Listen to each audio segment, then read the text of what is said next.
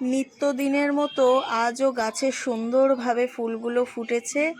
আর আমি স্নান সেরে প্রত্যেকটা ফুল দেখো তুলে এনেছি। আর আজকে ওয়েদারটা না বেশ ভালো ছিল জানো, আর বেলাও যথেষ্ট হয়েছে। তো আমি স্নান সেরে সুন্দরভাবে আমার এই ছোট্ট সিংহাসনটা সাজিয়ে গুছিয়ে পুজো দিয়ে দিয়েছি। আর আমি যখন মায়ের কাছে আসি না, তখন এই পুজো দেওয়ার দায়িত্বটা আমারই থাকে। আর আমার বেশ ভালো লাগে জানো, এই বাড়ির গাছের কত রকম ফুল। স্নান করেই ঝুড়ি নিয়ে আমি দৌড় মারি ছাদে, যে কখন ফুলগুলো তুলবো, তুলে পুজো দেব।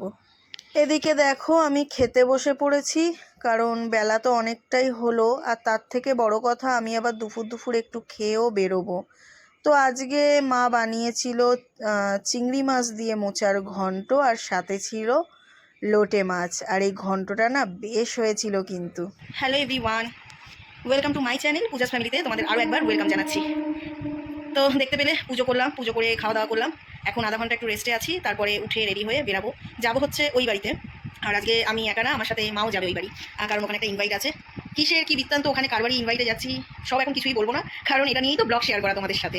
তো সাথে থাকো আর ভিডিওটা দেখতে থাকো। চলো এখন একটু রেস্ট নিয়ে নিই, তো আবার যাওয়ার জার্নি থেকে আসার জার্নি অবধি আবার তোমাদের সাথে পুরোটাই শেয়ার করবো। ও বললো ও কোথাও যাবে না, ঘরেই থাকবে। রেডি হয়েছি, মানে নর্মাল আর কি ড্রেসটা পরেছি, কারণ এখন ওই বাড়ি যাব। আমি আর মা যাব ওই বাড়ি। তো মা ওখানে শাড়িটা পরছে, আর আমি রেডি হয়ে গেছি। চলো ওই বাড়ি যাই, তারপরে তো বাকি সব কিছু আছে। চলো যাচ্ছি আমি আর মা।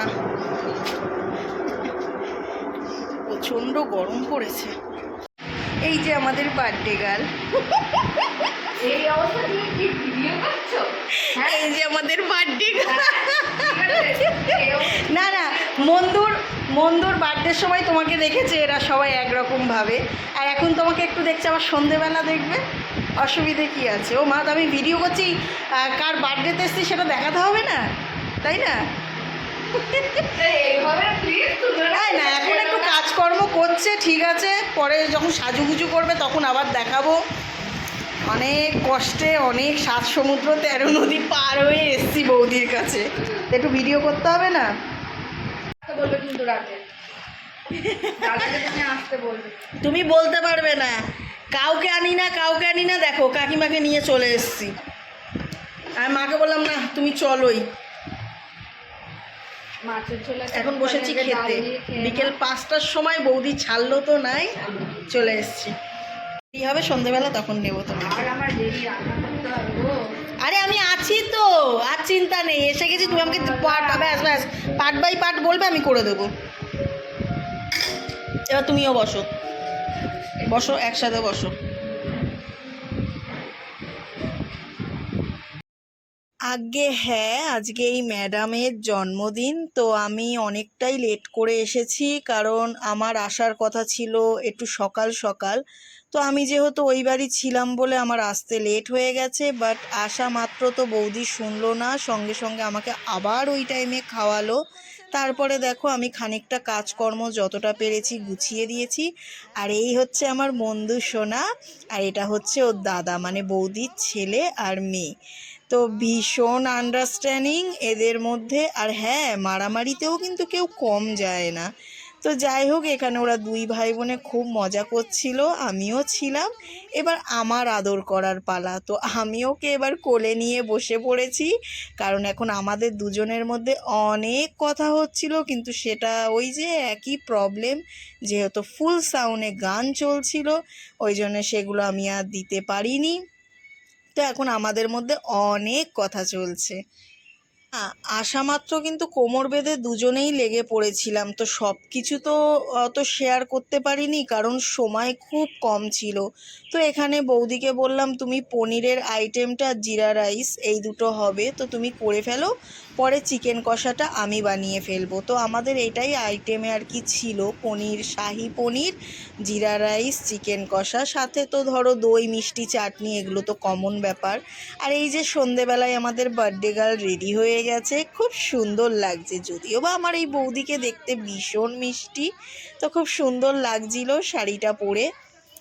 তার মধ্যে কিছু কিছু লোকজনও ধরো এসে গেছে, যেমন ধরো বৌদির বাপের বাড়ির কিছু লোকজন এসেছিল, আমরা ছিলাম, তারপরে আমার মন্দুর এখন যে নতুন টিচার তারা ছিল, তারপরে বৌদির আরও একটা বান্ধবী, মোটামুটি ছিল বেশ কিছু লোকজন। আর এই বাচ্চাটা না ভীষণ কিউট জানো তো, এত পাকা পাকা কথা বলছিল আমার সাথে, আর সেটা শুনে আমার মন্দু পুরো রেগে আগুন। ওই দেখো উল্টোভাবে বসে রয়েছে, ও আমার সাথে কথা বলবে না। কেন কেন না আমি ওই বাচ্চাটার সাথে কেন এত গল্প করছি, ওই জন্য ও আমার উপরে ভীষণ রেগে গেছিল। মানে ভাবলেও না সত্যি খুব হাসি পায়। দেখা যায় না না হ্যাঁ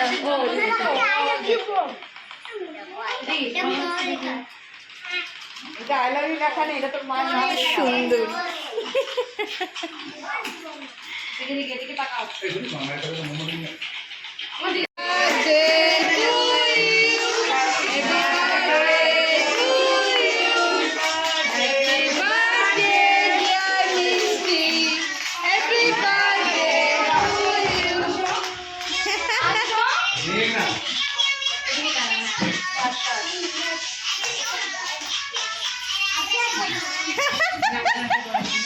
আমাদের মন্দু সোনা ভালো আছে।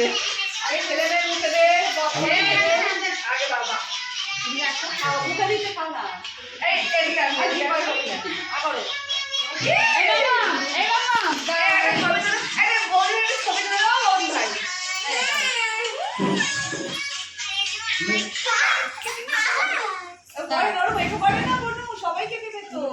হ্যাঁ হয়েছে দাও। ও মা তুমিও কাছে গিয়ে দাঁড়াও না, একটা ছবি তুলো তিনজনে। বলো থাক থাক। হ্যাঁ হয়েছে। হ্যালো আমি গালে মাখাবো না, আমি পয়সা দিয়ে গালে মাখাই না, ঠিক আছে? ও বাবা,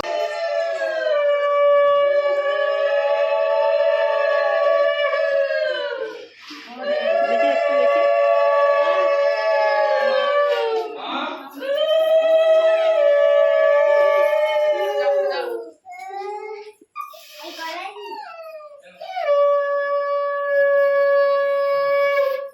এখানে দাঁড়িয়ে এখানে দাঁড়িয়ে তোমার চেয়ার দিচ্ছি।